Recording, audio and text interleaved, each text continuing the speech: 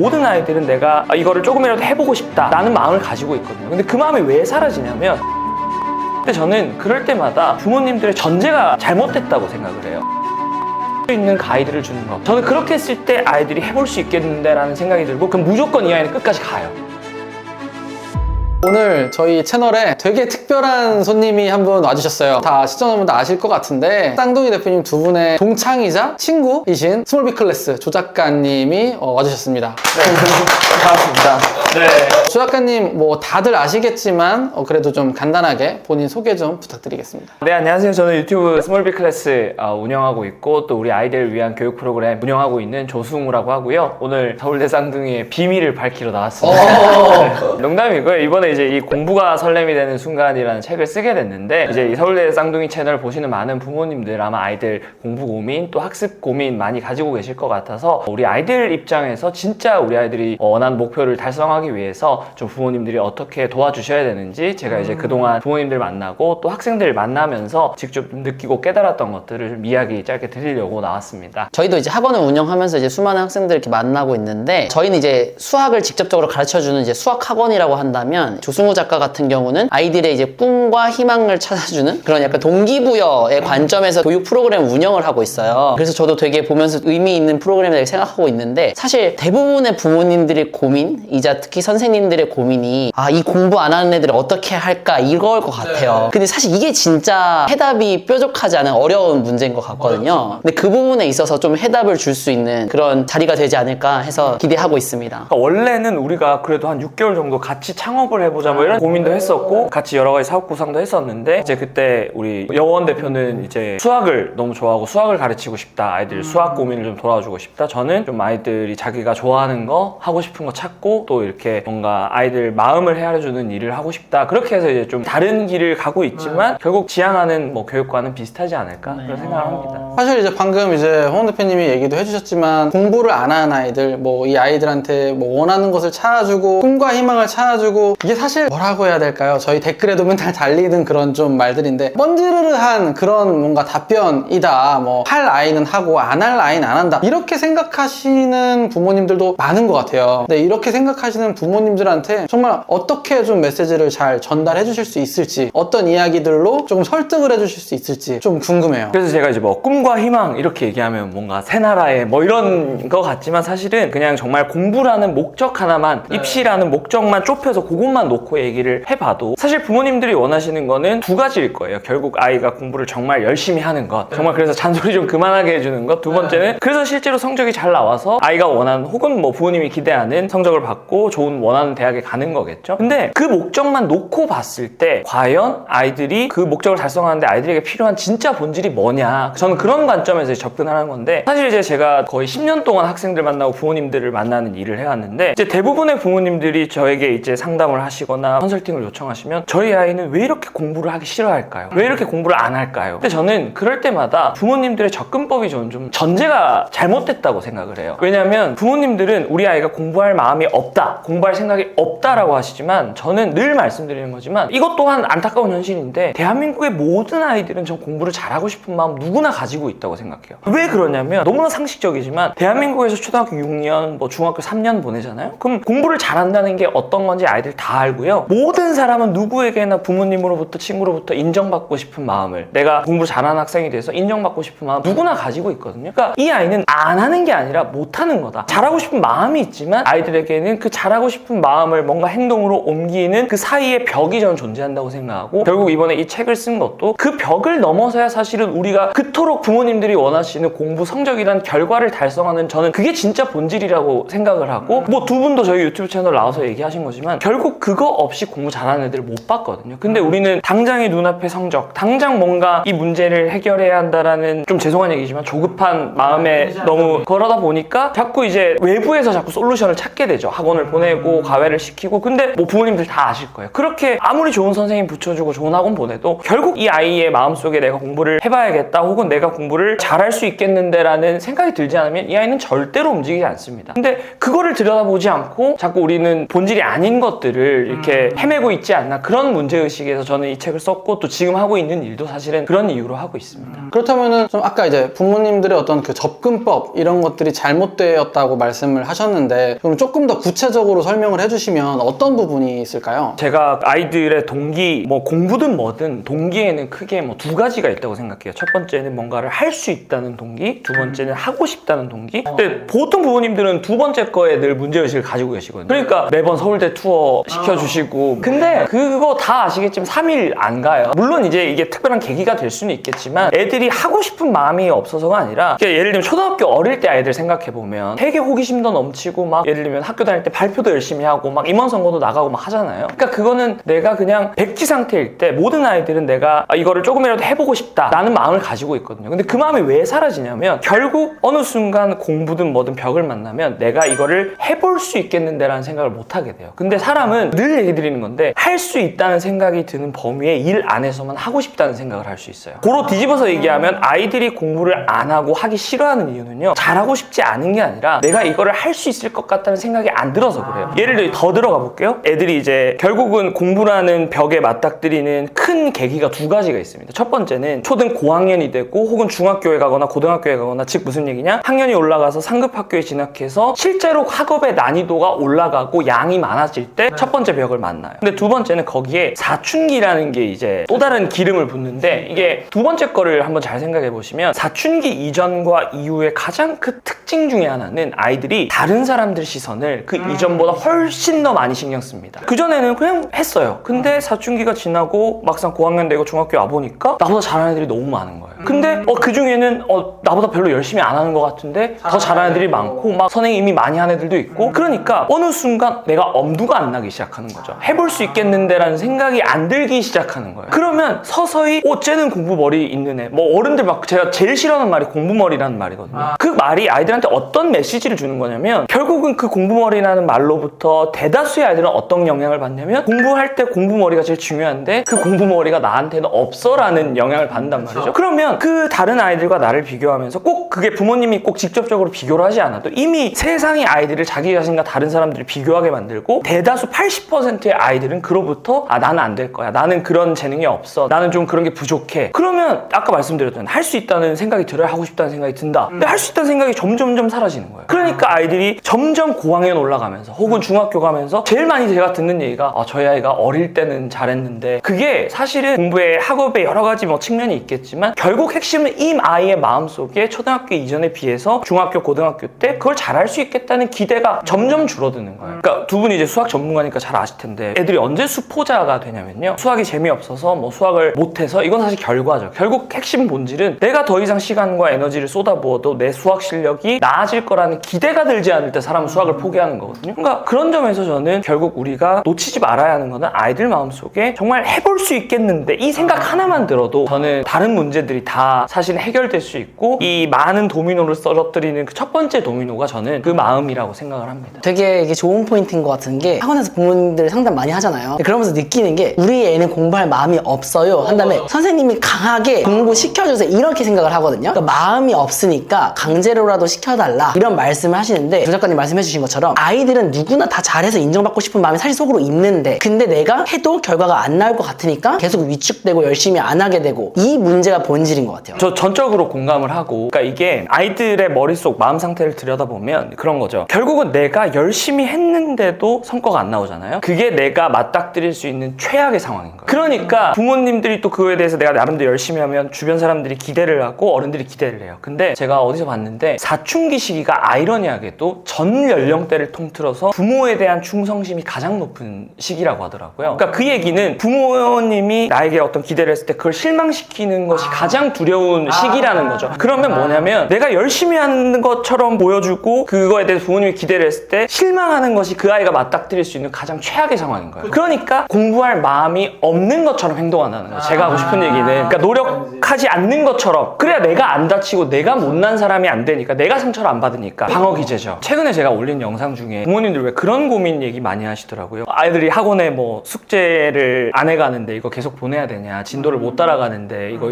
보내갖고 무슨 의미가 있냐. 근데 저는 이제 그렇게 생각했어요. 결국 그 아이는 어느 정도의 기간을 다녔음에도 불구하고 그게 안 된다. 그럼 특별한 상황에 바뀌지 않는 이상 이상 저는 그 아이가 계속 숙제를 안 해갈 가능성이 높다고 생각하거든요. 그럴 때 저는 솔루션이 그렇다고 이제 뭐 예를 들면 그 다른 부모님들 보통 그렇게 조언 구하면 그러면 혼자 할 그런 애들 의지 없으면 절대 학원 가도 어차피 말짱 도루묵이야 이렇게 얘기하시지만 사실 그 부모님도 그거 알지만 그래서 그럼 어떻게 할 건데 대안이 없으니까 그런 거잖아요. 그래서 저는 해결책이 뭐라고 생각하냐면 무조건 그 학원보다 숙제의 양이 적거나 진도가 조금 더 느리거나 속도가 느린 학원을 가야 된다고 생각해요. 왜냐면 그래서 조금이라도 이전의 학원에 비해서 해볼 수 있겠는데 이거는 그렇게 어렵지 않은데 라는 생각을 들게 만드는 학원을 가야 그 학원에서 이 아이는 결국 작은 성공 경험을 쌓고 내가 생각보다 이전 학원에 비해서 내가 못난 사람이 아니네? 잘할 수 있겠네? 기대가 들면 이 아이는 계속 저는 선순환을 그릴 수 있다고 생각하거든요. 그래서 결국 아이들의 불시에 처음 가장 필요한 움직이게 만드는 첫 단추는 저는 그 마음이라고 생각합니다. 할 수 있다는 마음. 네. 방금 얘기해주신 거 듣고 나서 딱 떠오르는 사례가 있는데 이게 진짜 저희가 아까 수포자 벗어나는 방법에 대한 얘기를 예전에 한 적이 있었는데 그 대표적인 사례가 있어요. 저희 학원에 왔던 친구 중에서 고등학교 2학년 올라가는데 완전 수학 놓고 있었던 친구 얘기했던 거 혹시 기억나시나요? 그 친구가 수학 완전 그냥 싫어하는 과목에서 완전 놓고 지내던 친구였는데 그 친구가 나중에는 수학을 좋아하게 됐어요. 어떻게 됐냐? 딱 방금 조 작가님이 말씀해주신 딱 그 방법 그대로 한 거예요. 고등학교 2학년이 고등학교 수학 하려고 하니까 이해도 안 되고 재미없고 하니까 때려치고 그냥 안 했던 거거든요. 중학교 1학년 수학을 시켰어요. 그 친구한테. 중학교 1학년 수학을 시키고 하나하나 1차 방정식 푸는 것부터 해가지고 진짜 한 4년을 내려간 거죠. 그렇게 하니까 할만하잖아요. 풀리니까 동그라미가 쳐지니까 재밌는 거예요. 이 친구가. 그러니까 하나하나씩 차곡차곡 밟아 올라가다 보니까 수학의 재미를 느끼게 되고 나중에 어떤 얘기까지 하게 됐냐? 자기는 과목 중에 수학이 제일 좋다. 왜냐면 수학은 명료하고 내가 한 만큼 결과가 나오는 것 같아서 라는 얘기까지도 하게 됐거든요. 딱 방금 말씀해주신 대표적인 사례를 저희가 떠오르네요. 그 말씀하신 친구가 사실 저도 이제 같이 멘토링 했었는데 해볼 수 있겠는 그 친구가 이제 이유 중에 하나가 저는 이것도 되게 도움이 됐다고 생각하는 게 예를 들면 그냥 7등급 8등급 봤던 애들이 공부를 해야겠다 결심을 해요. 그러면 이제 마음속으로는 내가 지향하는 지점이 뭐 적어도 2등급 뭐 1등급 3등급일 거 아니에요. 그러면 그게 마음 먹은 건 너무 훌륭한데 한편으로 또 그게 어떤 부작용을 주냐면 내가 5등급으로 올라가야 돼 6등급으로 올라가야 돼라는 생각은 사실은 사람으로 하여금 압도되게 만들어요. 그러니까 할 엄두가 사실 안 나요. 말은 그렇게 하지만 근데 그럴 때 이제 저는 두 분하고 같이 이제 이거에 대해서 막 토론도 많이 하면서 되게 저희가 다 써먹어 봤지만 되게 좋은 방법이었던 거는 결국 이 아이한테 사다리를 그려주는 거. 그러니까 한 번에 2등급을 가는 그럼 너무 멀거든요. 이거 너무 높아요. 그러면 이번 달에 혹은 이번 분기에는 2등급 예를 들면 7등급이라면 6등급 5등급 그 다음 학기에는 뭐 3등급 그러니까 이걸 쪼개주고 그래서 이 먼 길을 건널 수 있는 다리 사다리를 놔주는 게 저는 어떻게 보면 이 학생들을 가르치는 사람이 해줘야 될 가장 중요한 역할이라고 생각하고 다만 그 등급마다 올라가는 방법들이 다 있을 거 아니에요. 그러면 이 아이의 머릿속에서 일단 그 앞에 건 다 지우고 그냥 이 사다리 첫 걸음만 뗄 수 있는 가이드를 주는 거. 저는 그렇게 했을 때 아이들이 해볼 수 있겠는데 라는 생각이 들고 근데 그 만약에 진짜 건너잖아요? 그럼 무조건 이 아이는 끝까지 가요. 근데 여기서 너무 멀어서 엄두가 안 나서 시작을 못하니까 못 가거든요. 그래서 저는 이걸 쪼개주는 것이 되게 중요한 포인트라고 생각합니다. 네, 얘기 들으면서 저도 되게 공감됐던 게 최근에 이제 제가 상담을 했던 사례가 하나 있었는데 아까 진단이 잘못됐으니까 처방이 잘못 나온다는 얘기를 하고 싶은 건데요. 애가 중학교 1학년 올라가는 친구예요. 근데 중학교 2학년 걸 공부를 하고 있었어요. 2학년 1학기 거. 근데 생각보다 그렇게 막 썩 잘 따라오진 못하고 있는 거예요. 근데 거기서 잘 따라가지 못하니까 A 입장에서는 약간 나 그렇게 머리가 좋지 않은가? 이런 의구심을 가질 수가 있겠죠? 근데 거기서 어머니의 걱정은 지금 2학년 1학기 것도 이렇게 어려워하면 나중 되면 더 큰일 나겠다 해가지고 처방이 어떻게 나왔냐면 어머니는 그럼 뒤에 걸 더 빨리 시켜야겠다 지금 이렇게 가는 거예요. 그래가지고 나중에 중학교 3학년 거 고등학교 1학년 걸 최대한 빨리 미리 시켜놔야지 나중에 문제가 안 생기겠다라는 결론으로 가더라고요. 근데 그게 이제 완전 잘못된 방향으로 가는 거죠. 그 친구는 지금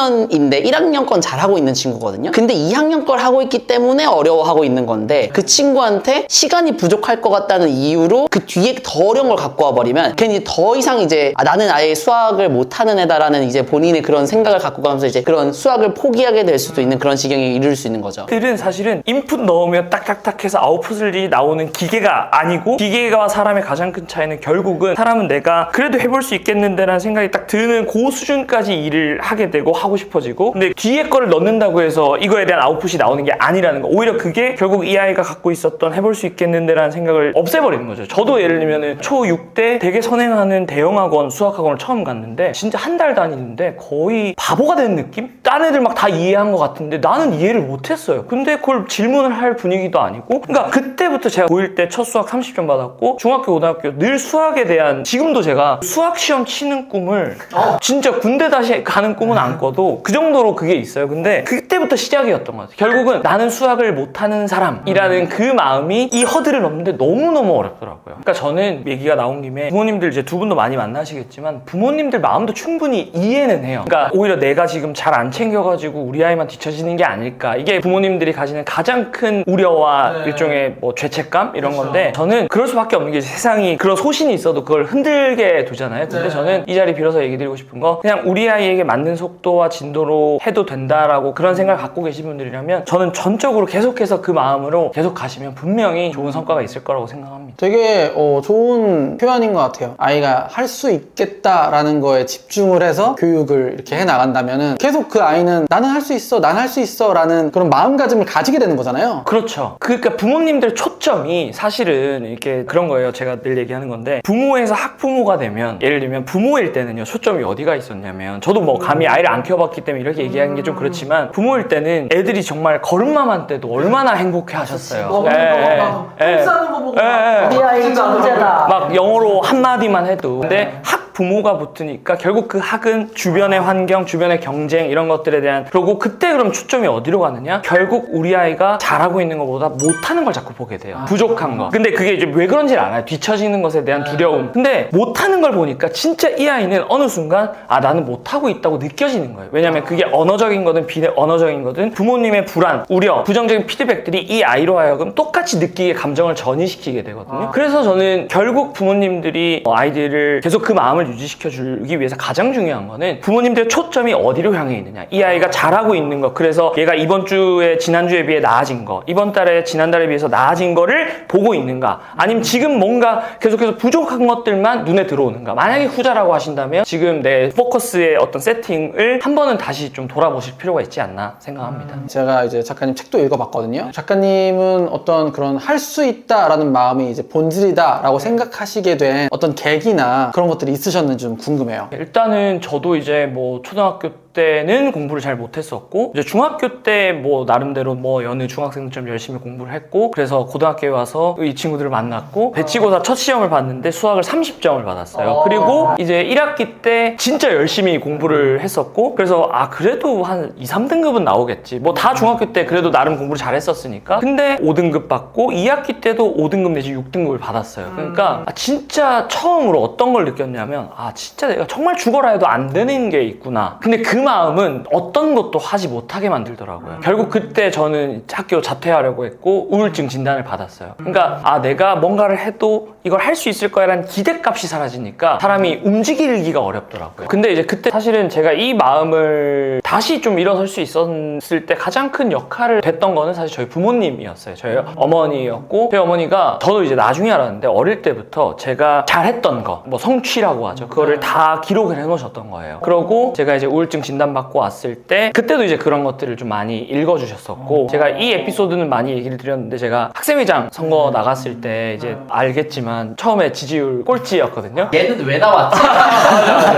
네. 근데 그때 저도 이제 바보가 아니니까 이제 포기하려고 했었는데, 어머니가 진짜 이제 그때 공중전화로 통화를 했어요. 근데 저한테 제가 어릴 때부터 이뤘던 작은 성취들, 예를 들면 뭐 글짓기 대회 나가 상 받은 거, 인라인 스케이트 선수 생활할 때 뭐 성적 이제 좀 올렸던 거, 또 중학교 가서 뭐 공부를 잘하게 됐던 거, 뭐 딱지치기 대회 나가 상 받은 거, 저 별것 아닌 것들 있잖아요. 딱지도 잘 치셨어요? 교내 딱지치기 토너먼트 대회 3등 출신입니다. 근데 여튼 그런 거를 얘기해주면서 엄마가 저에게 뭐라고 얘기했냐면, 네가 방금 얘기했던 것들 중에 작든 크든 이제 네가 다 이뤘던 것들이고, 사실 근데 그 일들이 그때는 분명히 다 어렵고 할 수 있을까 싶었던 일들인데, 근데 이제 네가 노력을 하든 방법을 찾든 시간이 지나서 결국 잘하게 됐지 않냐. 그러니까 이번에도 똑같이 네가 노력을 하든 방법을 찾으면 될 수 있지 않겠느냐 얘기를 해주셨는데, 그때 이제 제 머릿속에 제가 학생회장 나가겠다고 했지만, 사람은 누구나 그렇겠지만 목표를 세워놓고도 이거 내가 진짜 할 수 있을까? 계속 의심하거든요. 그 의심이 좀 사라졌어요. 그러니까 이거를 저는 그래서 자신감에는 늘 근거가 필요하다고 생각하는데, 뭐든지 내가 조금이라도 성공해본 경험이 저는 그 자신감의 근거가 된다고 생각해요. 그게 이제 예를 들면은 제가 압축 공부라는 책 쓸 때도 성적 급상승했던 애들 중에 운동선수 출신들이 많아요. 근데 우리가 단순히 그런 사람들이 근성이 있어서라고 생각하지만 사실은 전 두 가지라고 생각하거든요. 첫 번째는 본인이 그 운동에서 성과를 내본 그 방식이 저는 공부에서 성과를 내는 방식과 본질적으로 다르지 않다고 생각해요. 그걸 이미 경험해봤고 두 번째가 더 큰데 결국 그렇게 내가 운동을 해서 성적을 내본 경험이 있잖아요. 공부에서 똑같이 그런 기대를 가질 수가 있는 거예요. 저는 그게 운동선수들 중에 뒤늦게 공부해도 성공한 케이스가 많은 이유가 거기 있다고 생각을 해요. 그래서 저도 그때 어머니 얘기 듣고 유일한 방법이 연설밖에 없었거든요. 그래서 오바마 연설 다운로드 받아가지고 수백 번 연습하고 이래가지고 두 분 이따가 뭐 후일담 좀 얘기해 주시겠지만 꼴찌에서 당선이 진짜요? 네, 됐었습니다. 경쟁률이 어느 정도였나요? 4명이 나왔는데 그때 그 4명 중에서 다른 3명이 진짜 다 운동도 잘하고 친구들은 신망이 두터운 그런 정말 이 셋만 해도 엄청난 박빙이었어요 진짜. 근데 조작가가 나왔는데 뭐 조작가도 물론 뭐 훌륭한 인성을 가졌겠지만 그렇지만 상대적으로는 열의에 있었던 그래가지고 다들 그냥 이제 막 이게 캠프가 막 뿌려지는데 이제 막 조작가가 될 거라는 기대감이 기본적으로 깔려있지 않았었어요. 저는 다들 친하고 해가지고 저는 투표를 안 했어요 참고로. 진짜요? 맞아 전 투표 안 했어요. 왜냐면 워낙 친한 애들이 많아가지고 안 했는데 아무튼 근데 진짜 결과 나올 때까지도 이 친구가 될 거라는 생각을 가졌던 친구들이 많이 없었을 거예요. 그 나왔는데 돼가지고 되게 놀랐던 그런 기억이 있습니다. 이유가 그럼 뭘까요? 어떤 포인트에서? 아니 제가 뽑으셨어요? 안 뽑으셨어요? 일단 전 이 친구는 안 뽑았습니다. 이제 알았네. 저는 다른 친구를 뽑았습니다. 근데 제가 진짜 저는 솔직히 말하면 결과적으로 잘 됐으니까 이제 웃으면서 얘기할 수 있는 건데 조작가가 될 거라고는 진짜 꿈에도 생각 못했다라는 그런 수준의 일이 사실 벌어졌었어요. 저희가 그때 무슨 여론조사를 해본 건 아니지만 체감상 그때 거의 지지도가 10%가 안 됐었을 거예요. 거의 뭐 한 자릿수가 될까 말까 뭐 소수점으로 내려갔을 수도 있을 정도로 느껴지는 숫자였어요 진짜로. 네, 그래서 당연히 그 다른 경쟁자들도 전혀 경쟁 대상이라고 생각하고 있지 않았고 근데 그 안에서도 이제 뭔가 이제 도전했다는 것 자체가 저도 되게 이제 대단하다고 생각하는데 제가 이 스토리를 보면서 들었던 생각이 하나가 있는데 제가 항상 자주 하는 그 말 있죠. 하고자 하는 일에는 방법이 보이고 하기 싫은 일에는 변명이 보인다는 말. 전 이 얘기가 갑자기 전 얘기 들으면서 딱 떠올랐어요. 그러니까 하고자 하니까 진짜 그때 당시에 저는 친한 친구니까 옆에서 오바마 자서전 읽고 있는 거 옆에서 봤거든요. 보면서 진짜 막 되게 애쓴다 이런 생각 하고 있었는데 근데 결과적으로 봤을 때 지지도를 가지고 있는 친구들이 일반적인 방식으로 이제 그런 준비를 해 나갈 때 어떻게 보면 더 열의에 있었으니까 그걸 극복하기 위해서 어떻게 보면 그걸 뛰어넘는 무언가를 했어야 됐을 거잖아요. 약간 전화위복이라고 하죠. 제가 되게 좋아하는 말인데 그걸 극복하기 위해서 그렇게 준비했던 것들이 실제 그 연설장에서 진짜 거기 있는 그 청중들한테 엄청난 큰 울림을 준 거예요. 그러니까 그러면서 그 연설 한 번으로 그걸 이렇게 한 방에 뒤집었던 아무튼 그런 사례였었어요. 저는 그래서 그 옆에서 그걸 보면서 아까 전화위복이라는 얘기를 했는데 그러니까 저는 항상 이렇게 사람이 성장하는 과정을 보면은 오르막이 있으면 내리막이 있고 내리막이 있으면 오르막이 있다는 말 있잖아요. 사람은 오히려 그런 좌절의 순간을 극복하는 과정에서 되게 크게 성장한다고 생각을 해요. 그래서 조승우 작가도 그때 교우관계가 좋고 이렇게 되게 순탄하게 당선이 됐으면 지금처럼 이렇게 또 더 훌륭해지기 어려웠을 텐데 근데 그때 그걸 겪으면서 오히려 진짜 그런 내가 좌절의 순간에서도 할 수 있다는 생각을 더 가지게 됐던 계기가 되지 않았을까. 맞아요. 그래서 저도 지금 계속 그런 메시지를 강조하는 게 그러니까 그 학생회장의 경험이 지금의 저에게는 또 다른 이제 예를 들면 제가 창업도 해서 망해봤고 빚도 져봤고 지금도 뭐 여러 가지 어려움들이 있는데 그때의 경험을 떠올려요. 아, 그 어려운 순간에도 나 해냈었지. 지금도 물론 쉽지는 않겠지만 또 그때처럼 새로운 방법을 찾고 하면 될 수 있을 거야 라는 의심이 없어진 거죠. 저는 그게 성취 경험의 힘이라고 생각하고 그런 점에서 저는 그 성취 경험의 힘을 알려준 사실 저희 어머니한테 되게 감사한 마음을 가지고 있죠. 여기서 근데 주목해야 될 포인트는 좀 그런 것 같아요. 사실 그러니까 이 학생회장 스토리를 들으면 이건 진짜 보통 사람들이 하기 쉽지 않은 드라마에서 볼 법한 스토리잖아요. 근데 저는 드라마 같은 스토리보다 그 드라마 같은 스토리의 시작에 딱지치기 상이 있었다라는 게 전 그게 이 얘기의 오히려 더 중요한 본질이지 않나 이런 생각이 맞아요. 들어요. 그러니까 사람들은 사실은 진짜 말한 게 포인트인 게 누구나 어제 못했지만 오늘 잘하게 된 일이 분명히 있잖아요. 뭐 작년엔 못했지만 예를 들면 수학의 그 루트라는 거 제가 처음 배울 때 진짜 너무 어려웠고 이거 이해하는 애들 천재인 줄 알았어요. 근데 고등학교 가니까 그거 별거 아니었던 거예요. 사실 시간이 지나니까 그냥 자연스럽게 알게 된 거잖아요. 근데 그거는 분명히 내가 작년에 못했지만 올해 한 거잖아요. 그러니까 누구나 정말 뭐 예를 들면 어떤 것도 성취라는 걸 쌓고 살아요. 근데 우리는 그걸 잊고 살거나 혹은 의식하지 못하죠. 그러니까 나는 잘할 수 있는 사람이야 라는 생각을 이제 우리가 가지기가 쉽지 않은 것 같아요. 아까 말씀하신 것 중에 성취에 대해서 이렇게 어머니께서 말씀을 해주시면서 어떻게 보면 설득을 하신 거잖아요. 할 수 있을 거야. 너 예전에 이런 것도 잘했었잖아. 이렇게 하면서 용기를 주신 건데 좀 궁금해요. 좀 어머니는 어떤 분이셨고 어떤 교육관을 가지셨고 어떤 영향을 주셨는지.